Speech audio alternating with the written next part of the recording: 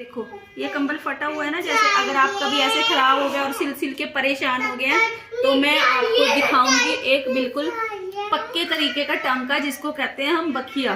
बखिया भी क्या, वो डबल होता है और आप उसको अगर लगाओगे ना तो वो मतलब निकलेगा नहीं आपके कंबल का बार बार। ठीक है, ये देखो मैंने कितना सारा कर दिया, कितनी सफाई से हो रहा है पता भी नहीं चल रहा। ठीक है, ये देखो मैं आपको करके दिखाती हूँ।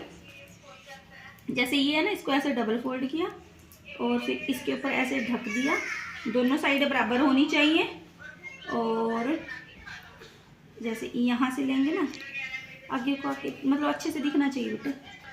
ये देखो इस धागे को ऐसे लिया ना तो फिर वापस जहाँ से हमने ये धागा लिया था ना तो हमें फिर से उसी जगह से ना ये ऐसे लेना है। ठीक है, देख रहे हो ना, ये फिर से अब यहाँ पे निकला है ना तो फिर वापस यहीं से लेना है।